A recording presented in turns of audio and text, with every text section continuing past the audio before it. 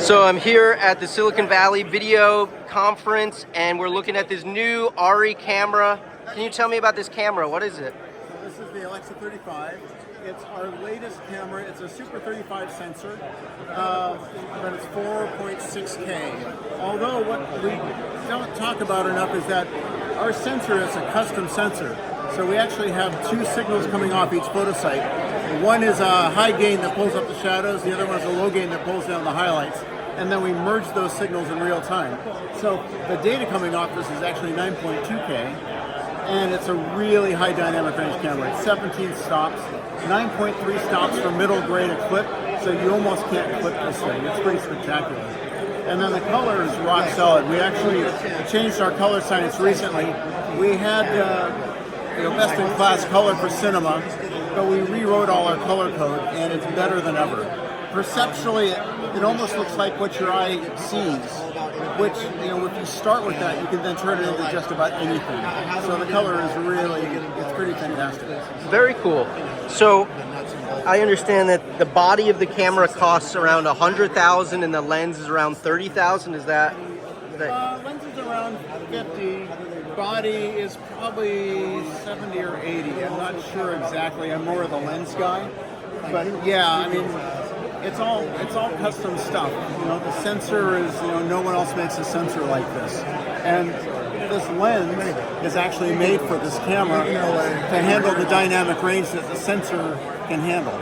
Because if you've got 70 stops of dynamic range and so much of it is dedicated to highlights, you really have to make a special lens that doesn't fail when you're trying to hold those highlights and hold color in the highlights.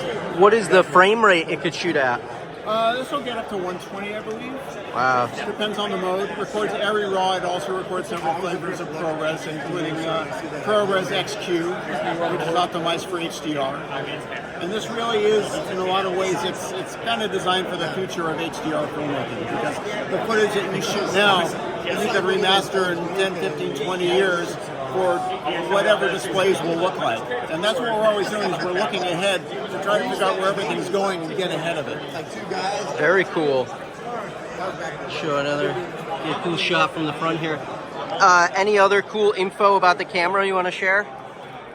We have a feature called Textures, where you can actually introduce grain and softness into the image and make it feel like a film stock. A lot of people really like that, and it's baked in, so some cinematographers really like that, because then in post, someone can't take that away from you. You kind of made your imprint on the look of the image. Very cool. We have a look library in the camera. It's 87 different looks created by our master colorist in Munich. So if you want to slap a grade on something and have it follow the footage through post, you've got 87 looks. With you can also dial in the intensity of the look from 0 to 100%. And all of that follows the footage through post. So as soon as it comes up in an editing tool, that's the look that everyone sees. Which filmmakers like to use Arri? Oh boy. Typically, if you look at any Academy Award nominated film, it was shot either on an Arri digital camera or Arri film camera. We have a lot of customers in features, a lot of customers in commercials, a fair amount of TV, and surprisingly a fair amount of high-end corporate as well. So a lot of corporate marketing and branding projects will be shot in Arri cameras. Very cool. Thank you so much for your time. Have a great conference. Thank you very much.